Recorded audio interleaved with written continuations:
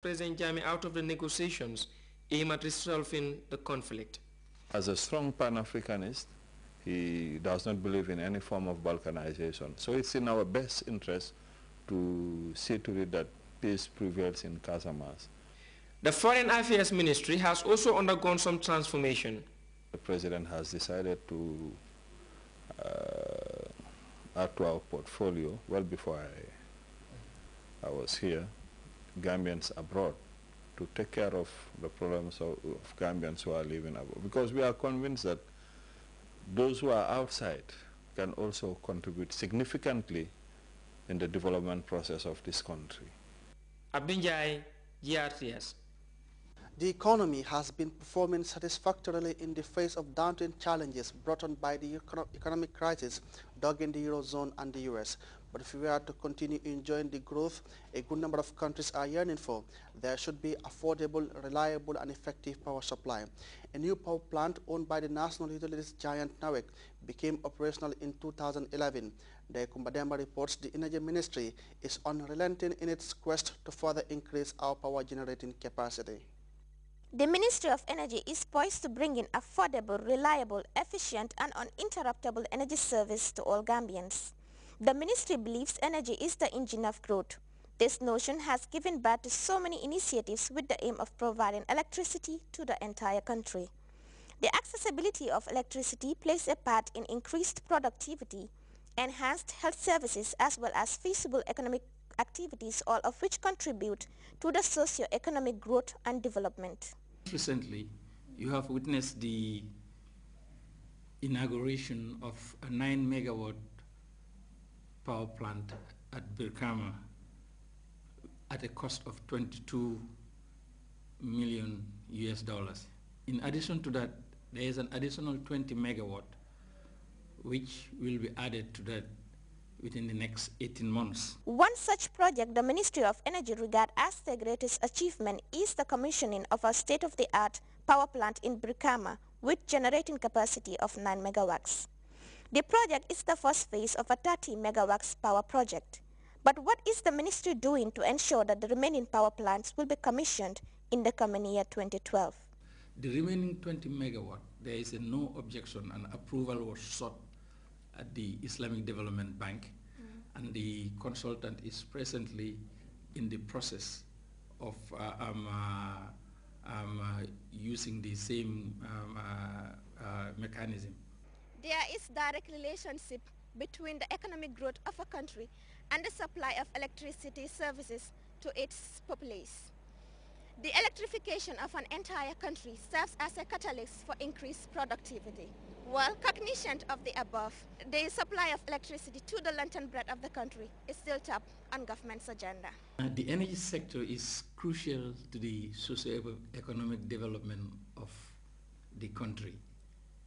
Government, through the Ministry of Energy, will ensure reliable, affordable, and adequate supply of energy to support the country's developmental aspirations.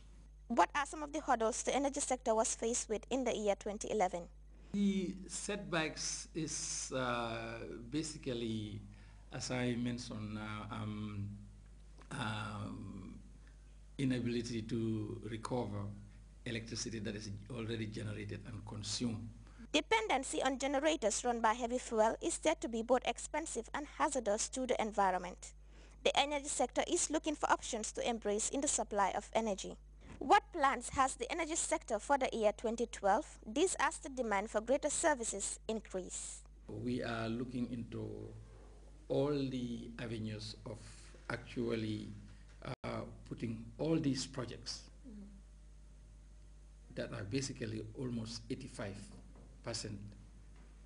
into commissioning in place, whereby we would like the citizens of this country to have a reliable source of energy. The year 2011 has reached its end.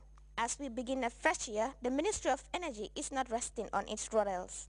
Its plan to supply the entire country with cheap and affordable energy supply, officials say, is still on track. The past few years has seen a massive response to the Back to the Land call, which places emphasis on the cultivation of enough food supply to the country's food security needs. Emphasis is also being placed on the need for the Gambia to be an exporter of grain through agricultural mechanization. Famara Fofana takes a look at the mechanization of the sector by the President in the year 2011, as well as the Gambia Emergency Agricultural Improvement Project. One major important step that set the ball rolling for the year 2011 in the agricultural sector was the distribution of tractors by President Njie, who is also the Minister of Agriculture. The gesture did not only target farmers across the country, but even local authorities like chiefs and regional governors. The reasons for that move are obvious: transforming the Gambia into a highly mechanized agricultural country, so that the country will not only be food sufficient, but to be an exporter as well. This is a very laudable initiative. The whole intention is to maximize agricultural production through mechanization of agriculture. It was on that basis that the President gives these tractors. One objective is this notion of this philosophical-based tendency of dependency on food import. I think the President is trying to address that. Let's maximize our agricultural production so that we depend on what we eat. Then the surplus, we can also give out the surplus to other countries as other countries are doing. This is the ultimate objective. The tractors came in at the right time, and they don't only help in increasing production at farm level, but also in the transportation of market produce, which I think is very critical in most of our communities, moving the produce from the farm to the market on time so that you can maximize profit. The presidential largesse did not only enable authorities on the ground to lead by example in the context of the anti-hunger crusade, but equally allow farmers themselves to cultivate large swathes of arable land within a short period of time.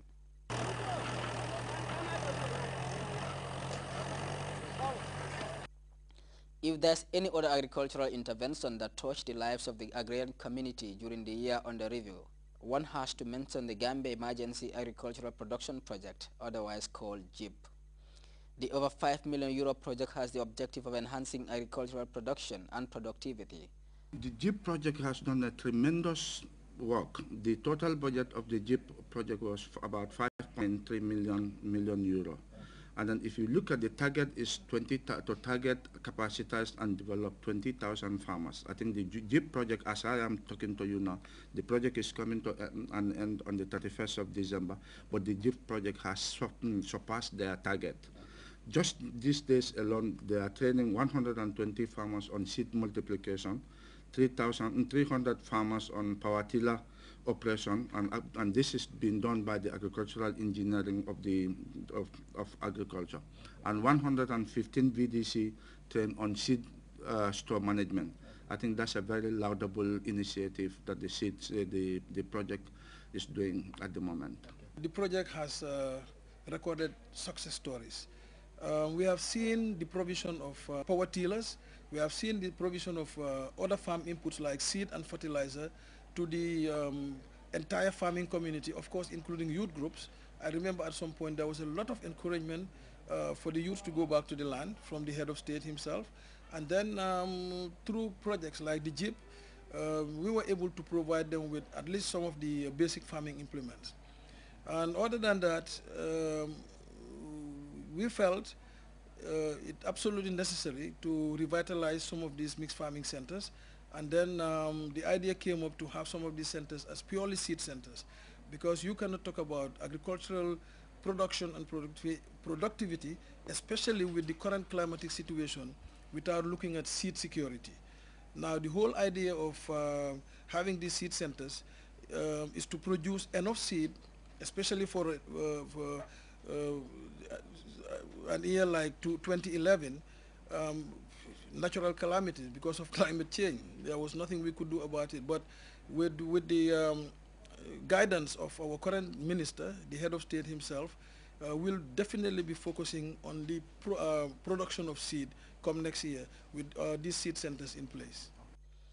Nothing less than 300 power tillers, sign whose seeders as well as inputs like seeds and fertilizer were supplied to the farmer folk. And as the project wraps up, GRIS is also constructing 3 new seed multiplication centers in Juroba, URR. Chairman